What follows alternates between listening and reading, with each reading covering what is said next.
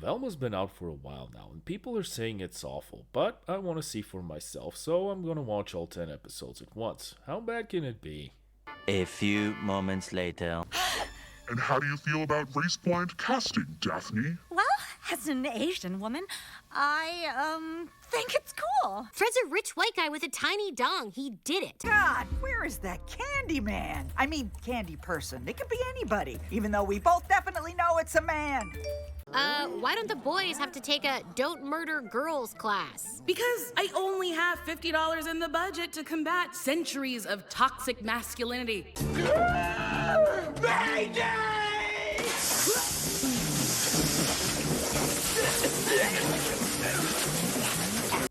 Oh, it's bad. It's very, very bad. But I'm an adult. I can do this. It's just a cartoon. Deep breaths, power through. Later that same evening. So we have one day to unlearn a lifetime of internalized misogyny.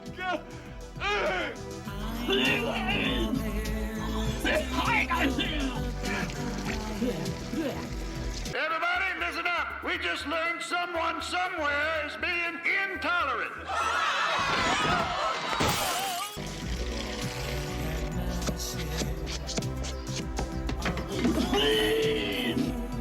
I would, but all I can think of right now is the gender pay gap. Is it funny? Women make 20% less than men, and women of color even less?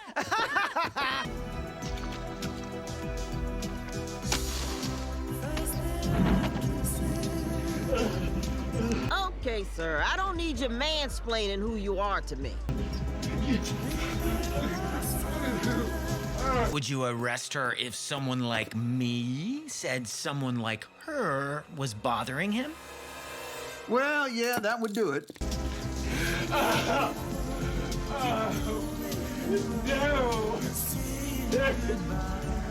No!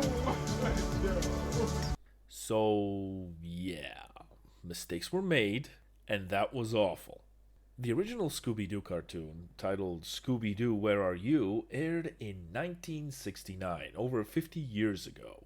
It was about a gang of friends and their lovable cowardly dog, a Great Dane called Scooby-Doo, riding around in a van solving mysteries. Since then, the Scooby-Doo franchise has produced multiple cartoon shows, animated movies, and even a few live-action ones. And while Scooby and the gang were slowly but surely cementing their place in pop culture history, one mystery at a time, they've crossed paths with Batman, the Harlem Globetrotters, Kiss, John Cena, and many more. And while most of the time the bad guy was someone in a mask, every now and then the cause of the mystery would be supernatural. And I can confidently say that this franchise is made for children and Scooby-Doo fans regardless of age. And naturally, the creators of Velma decided to take these characters that have been established for over half a century, change everything about them, and inject a heavy dose of identity politics into the mix. But that's not surprising, considering they made their intentions crystal clear from the very first teaser trailer, where they had their version of Velma send them a letter saying that they shouldn't change established characters. Essentially saying that they know their audience won't like what they're doing, they're gonna do it anyway, and they're gonna rub it in their faces. And that went down exactly as you'd expect it would. Damn! And the abysmal ratings for the show are rightfully earned, considering it's a self-indulgent, agenda-filled mess that makes a mockery out of the Scooby-Doo IP and quite frankly insults the intelligence of anyone trying to watch it. Initially, I was planning to do a full review, or at least a recap of all the episodes, but that would be cruel, and I'm quite certain that it can be considered a war crime.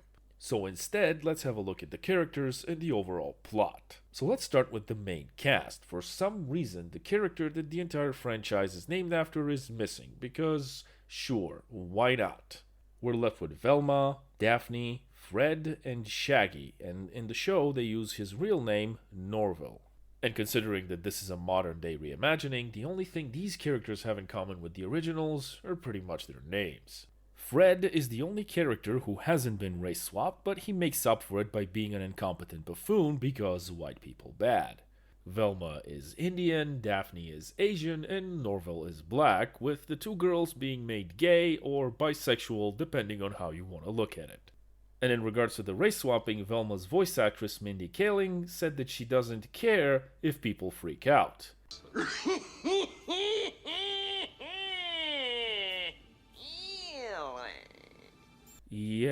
sure, because if people question major changes done to an established character for no other apparent reason than to have them, it's freaking out. She also added, nobody ever complained about a talking dog solving mysteries. Yeah, because that's what the cartoon was about. So I don't think they'll be upset over a brown Velma. People are upset because you're messing with established characters for no apparent reason other than to say you did it. I'm pretty sure a lot of people, including myself, would be just as vocal if they took, let's say War Machine and Blade and made them into a couple of pasty-faced white guys. But let's be real here, we're in no danger of that happening. But I'm not signing off on that package, you can have it right back, and while we're at it, can you explain to me what was wrong with Velma in the first place that you had to change her? What, did Mindy Kaling have a problem voicing a white character? Speaking of which, isn't it funny that the people who talk about diversity and inclusivity, tolerance and representation all the time are the same people who have a problem when the skin colors of a cartoon character and a voice actor don't match? But if you so much as question changes to characters that have existed for over 5 decades, you're the racist. But I digress. Back to Velma. The show's main character is selfish. All she cares about is her own needs and wants, and she has absolutely no remorse in manipulating and using her friends regardless of what it will cost them. She's also depicted as rude, crass, and gross by eating things out of the garbage. Daphne is depicted as physically capable, but she's desperately trying to hold on to her popularity at any cost because she's suffering from abandonment issues after her birth parents left her behind as a baby. Norville is genuinely a nice guy, but he's pretty much Velma's errand boy. And Fred is so mind-numbingly incapable that he can't cut his own food and almost drowned in a toilet. And now that we've gotten that out of the way, let's dive headfirst into the dumpster that is this show's plot. And one of the very first things we see is a couple of cockroaches humping. Oh! Oh! Oh, beautiful! That's right. You didn't hear me wrong. I didn't make it up. And I'm not a biologist, but I'm pretty sure that's not how cockroaches do it. But believe it or not, this sets the tone for this show perfectly. The main story is several subplots and a mystery all rolled into one. There's a serial killer on the loose taking the brains of high school girls. Velma's looking for her missing mother, and she suffers from life-endangering hallucinations every time she tries to solve a mystery. And Daphne's trying to find her biological parents. And to cut a long, boring, cringe-filled story short, the big bad turns out to be Fred's mom. And you probably want to sit down for this because the motivation behind this whole thing is so dumb that it might actually knock you off your feet. I'm gonna give you a moment. Ready? Alright, here we go. You see, many years ago, Fred's grandfather was spearheading a military project codenamed Scooby. The purpose of that project was to swap the brains of individuals for reasons that I will not go into because they're so mind-numbingly stupid they'll make this thing even worse. Anyway, the project was based on the research of a brilliant scientist who happens to be Norville's grandmother, and it failed after she fled and hid her secrets because Fred's grandfather tried to take credit for her work. After that, the family was left with nothing, so Fred's mom married into money. Of course, it was her ideas that built that business into an empire. And since Fred is so stupid, she's worried that he's going to destroy everything she built.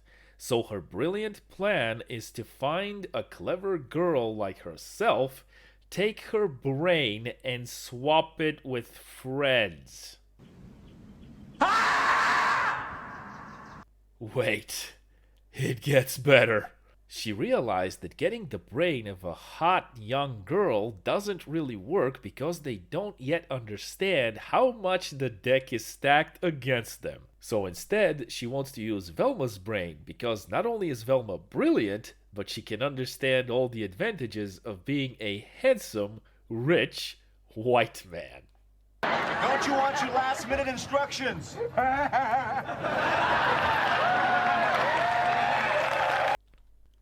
Okay, that's it. Where's the pillow?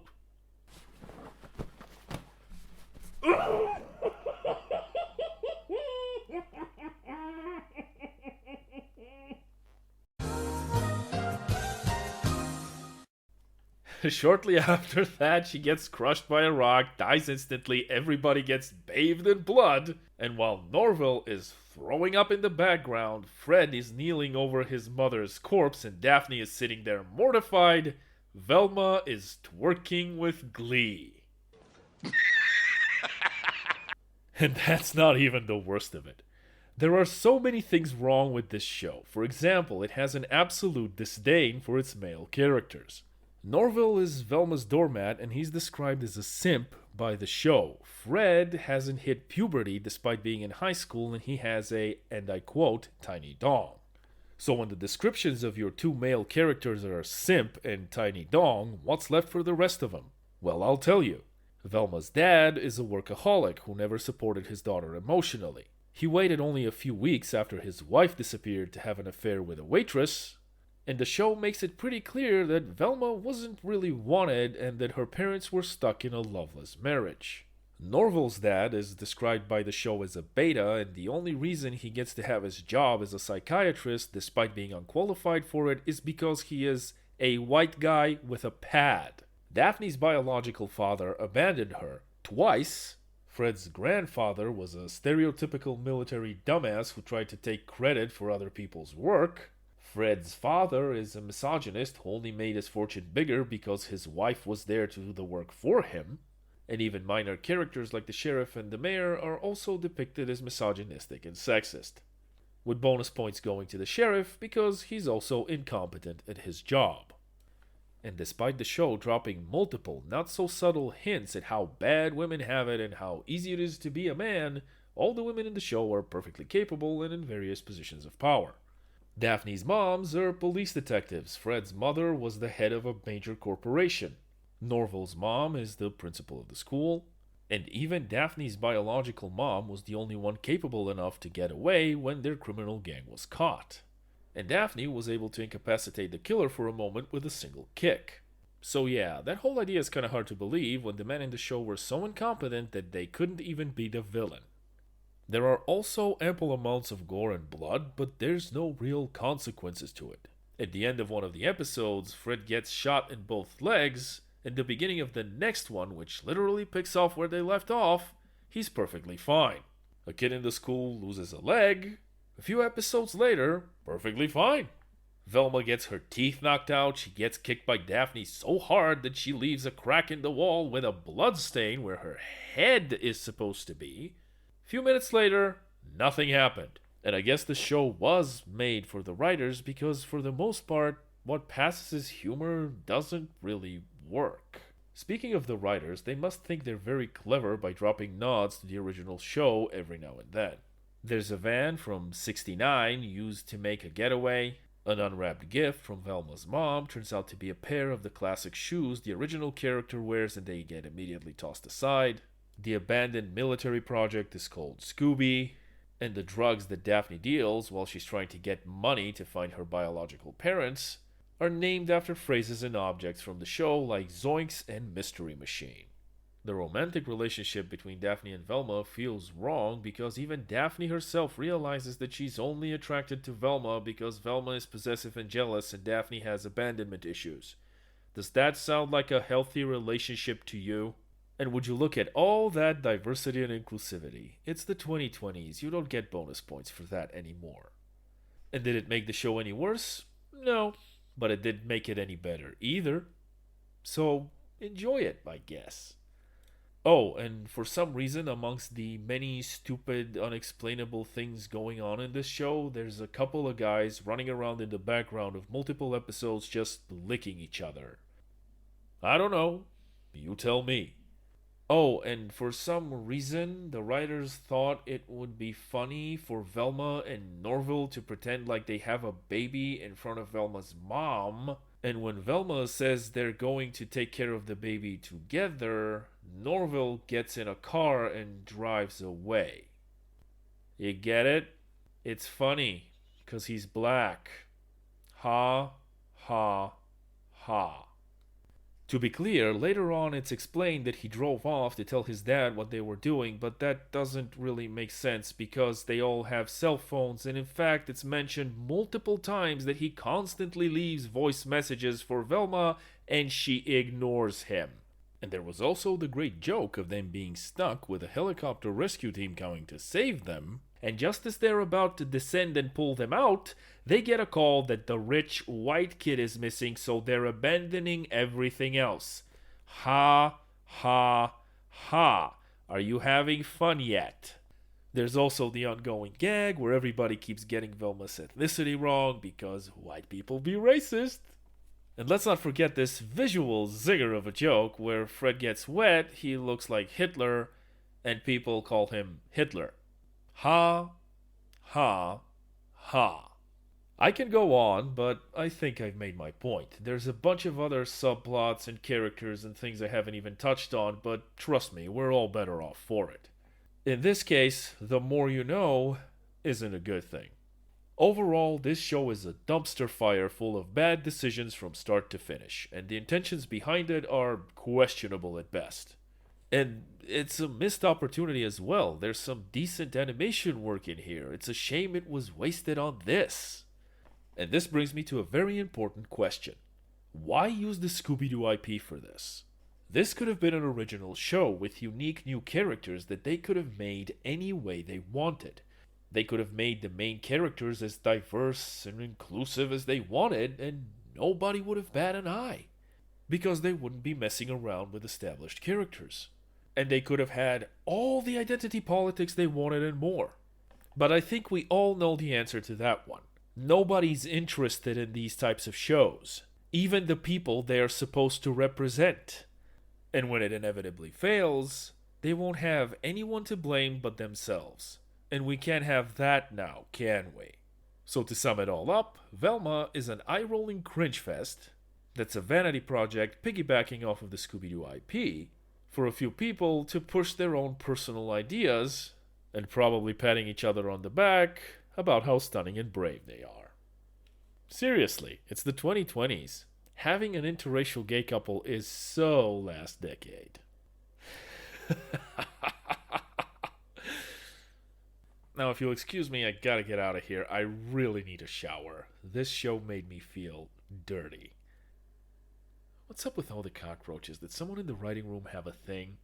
I don't get it. Either way, I'm done with HBO's Velma. Have a good one. I'll see you around. Nothing to see here. Please disperse.